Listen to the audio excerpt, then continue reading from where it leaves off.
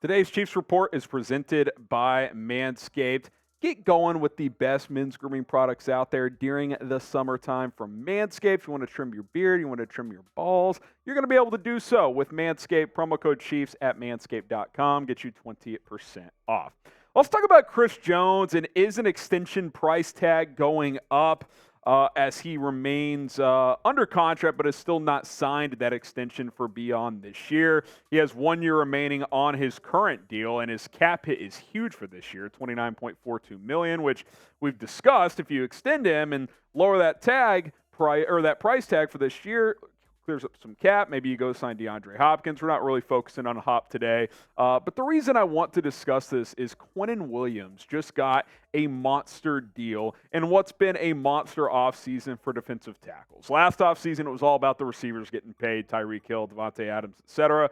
This offseason, it's been the defensive tackles. Quinnen Williams, the latest, as he cashes in on a mega extension with the New York Jets. 4 years, $96 million with $66 million guaranteed. And my immediate reaction when I saw this news a couple of hours ago was, well, Chris Jones' price tag probably just went up even more. I mean, if I'm Chris Jones, that's what I'm thinking, that price tag just went up. I mean, you think it's some of the money that's been thrown around this offseason. Started with Daron Payne when he signed that 4 year, $90 million, but Jeffery Simmons got 4 for 94. Quinnen just got 4 for 96.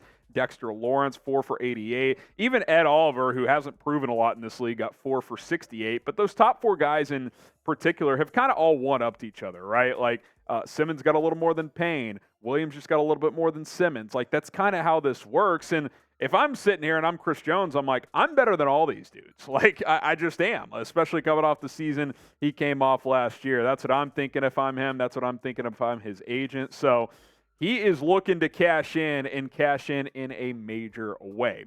So I'm going to set the over-under at $25 million per year for Chris Jones. Type O for over, U for under. Quinnen Williams just got 24 per year. So if I'm Chris Jones, I think the negotiations start at 25. Pin comment on today's video. If you think it's going to be over $25 million, type O. If you think it's going to be under $25 million, type U.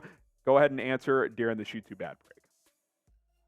Okay. This is my new extension projection for Chris Jones, which I've updated. I had it as a 3 year extension because he's 29, but I think you're just going to have to commit to 4 years. And I do have it being 4 for 100, so that's 25 per year. 75 is guaranteed. That tops what Quinnen Williams just got, which was 66 on his. And obviously the average would be $25 million per year. And look, I guess there's a chance Chris Jones takes a minor hometown discount when it comes to that regard, but he doesn't have to. Like, if the Chiefs don't pay him this, someone will. You look at the highest paid defensive tackles now. Look, I don't think you're getting Aaron Donald money. I just don't. That's an outlier. He's one of the greatest defensive linemen of all time.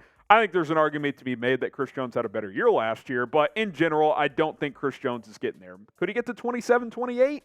Maybe. Maybe he asks for that and settles for 25, 26. Who knows? But he's better than Quinnen. He's better than Simmons. He's better than Daron Payne. All these other dudes. Javon Hargrave is now higher than him. Like, there's just no way that he's going to not get, or that he's going to play without getting a new deal. I just don't see it. He should be the second highest paid defensive tackle in football.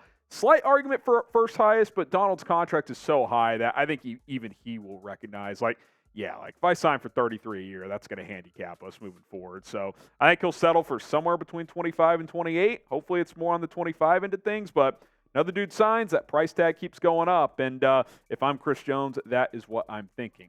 More on this in a moment, but do want to talk about our sponsor, Manscaped. It is Smooth Sack Summer, which has been coined by Manscaped. And you want a smooth sack? Get their men's grooming products, the Performance Package 4.0, which comes with the Lawnmower 4.0. That's the best ball hair trimmer on the market. That's going to keep your sack nice and smooth. It also comes with the Weed Whacker nose and ear hair trimmer. Keep things cleaned up right there. You also get the comfortable boxers, the ball toner, the ball deodorant to keep things smooth after you give yourself that shave downstairs.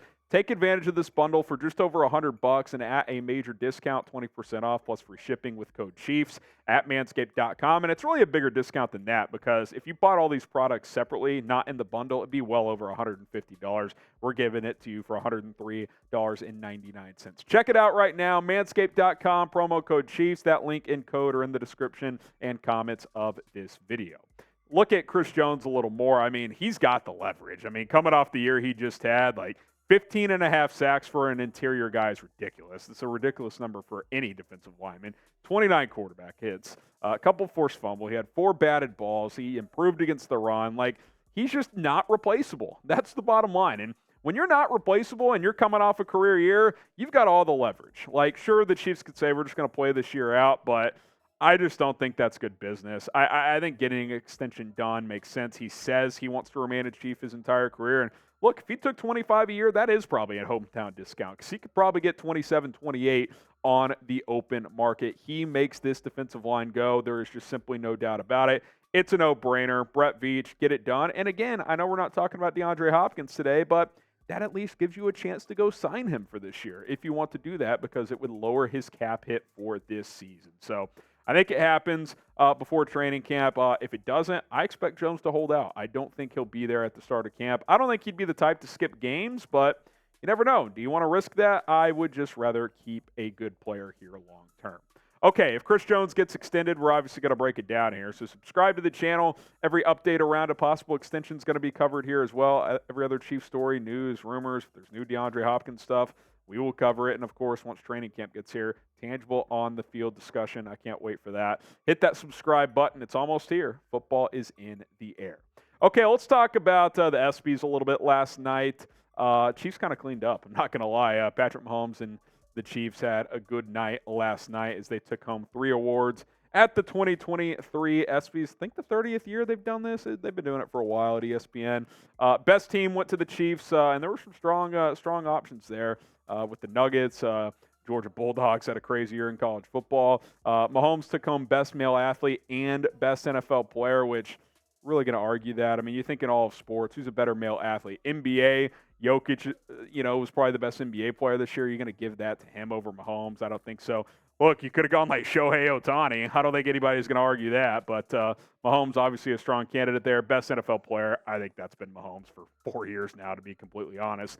But the moment of the night had to be this. Damar Hamlin presenting the Pat Tillman Courage Award to the Buffalo Bills training staff, who obviously were able to resuscitate him and save his life. I mean, very emotional deal. I didn't sit here and watch the whole ESPYs, but watched that little moment. He was choked up, couldn't even get words out at first. So just glad that that's all worked out. I mean, that was a scary thing to watch back in the fall, really the winter when Buffalo and Cincinnati were playing, and for him to make it and for that staff to just in that situation do what they did, I think that's the ultimate act of courage. I don't think there's any doubt about that. So that was a cool moment last night at the ESPYs. Speaking of which, did you guys watch it? Do you still watch the ESPYs? I'll be honest, I haven't watched much in recent years. And look, Twitter's kind of a big reason why. You can kind of get the clips of like the funny stuff and the moments like Hamlin and everything like that. You don't have to sit there and watch the whole award show. But curious what you guys did. Type Y for yes, you did watch it. If you didn't, type in for no. All right, guys, appreciate you for tuning in to the Chiefs Report. We'll be back tomorrow with another video. Until then, go Chiefs.